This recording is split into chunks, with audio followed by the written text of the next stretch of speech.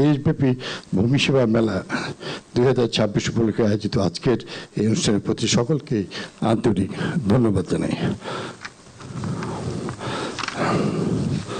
আমি বক্তব্যের শুরুতেই মহান স্বাধীনতার ঘোষক শহীদ জিয়াকে আন্তরিকভাবে আমি শ্রদ্ধার সঙ্গে, তিনি এই দেশের ভূমি ব্যবস্থার আমূল পরিবর্তন সূচিত করেছিলেন। আমাদের মাননীয় প্রধানমন্ত্রী সাহেব জনাব মরহুম দেশনেত্রী বেগম খালেদা জিয়া, তিনি বাংলাদেশের গরিব জনসাধারণের মাঝে ভূমি সেবা পৌঁছানোর জন্য সর্বোচ্চ উদ্যোগ গ্রহণ করেছিলেন। ভূমি শুধুমাত্র মানুষের সামাজিক মর্যাদায় বৃদ্ধি করে না, বরং এটি জীবন জীবিকার অন্যতম মাধ্যম হিসেবে সর্বজন স্বীকৃত। সুষ্ঠু ভূমি ব্যবস্থাপনা রাষ্ট্রের কাঠামোকে করে সুশৃঙ্খল ও সুশাসন প্রতিষ্ঠার সহায়ক ভূমিকা।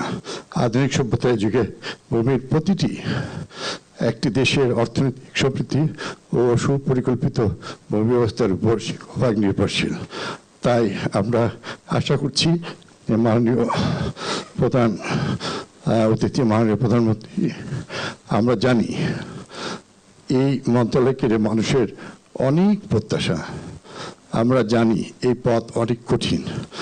আপনি যে আমাদেরকে দায়িত্ব দিয়েছেন, আমরা চেষ্টা করব যে ইনশাল্লাহ অত্যন্ত সততা নিষ্ঠার সঙ্গে এই কঠিন পথকে অতিক্রম করে এই মন্ত্রণালয় এই ভূমি সেবার মধ্য দিয়ে ইনশাল্লাহ আগামী দিনে তার সকল সম্মান আরও সুপ্রতিষ্ঠিত করবে।